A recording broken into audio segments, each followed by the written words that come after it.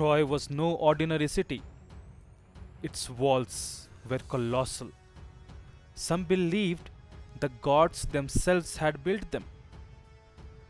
For 9 relentless years, the Greeks attacked and failed. Beaches turned crimson. Heroes rose and vanished into myth. Yet, Troy endured because it had Hector, Prince of Troy, guardian of his people, a warrior driven not by glory but by responsibility. While Achilles fought for immortality, Hector fought for home. And that difference made all the difference. But wars are not won by strength alone, they are undone by pride. When Achilles felt dishonored by his own commander, he walked away from battle. Without him, Greek hope faltered. Trojans advanced. Victory felt possible until fate intervened. Patroclus, Achilles' closest companion, entered battle wearing Achilles' armor, a symbol meant to inspire fear. Instead, it sealed his fate.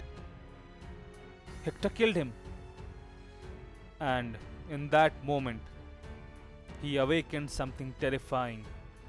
Not sorrow, not despair, fury. Achilles returned to war transformed, no longer seeking honor, only revenge. Their clash shook the battlefield. Steel thundered, dust swallowed the sun.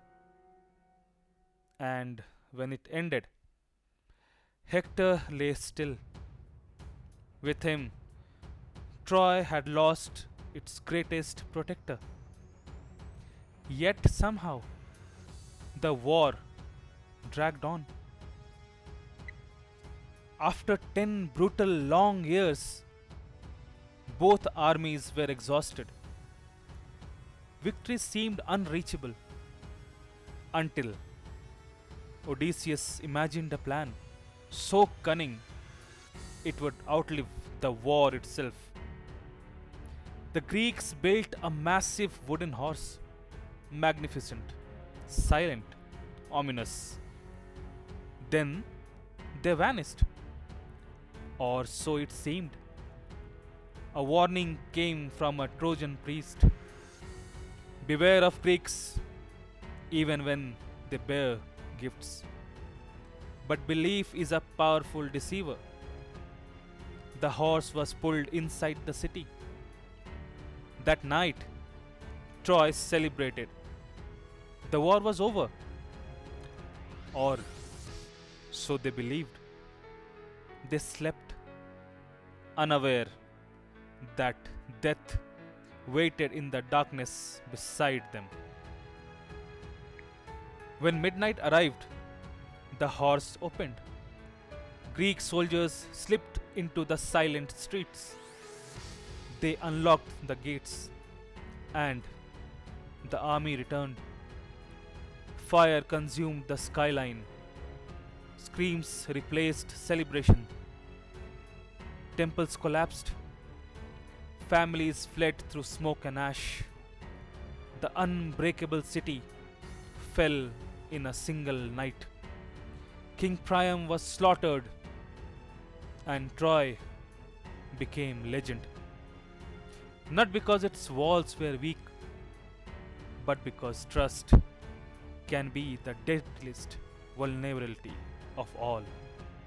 For centuries, many believed Troy was only a myth, a story whispered through poetry, until ruins were uncovered beneath Turkish soil.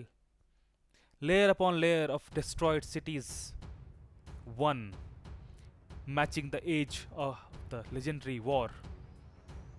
Was the Trojan horse real? Perhaps. Perhaps not. But its lesson is undeniably real. Civilizations rarely fall from force alone. More often, they collapse from within through pride, through miscalculation, through the fatal belief that danger has passed. So remember this: the greatest threats rarely announce themselves. They do not always arrive with armies.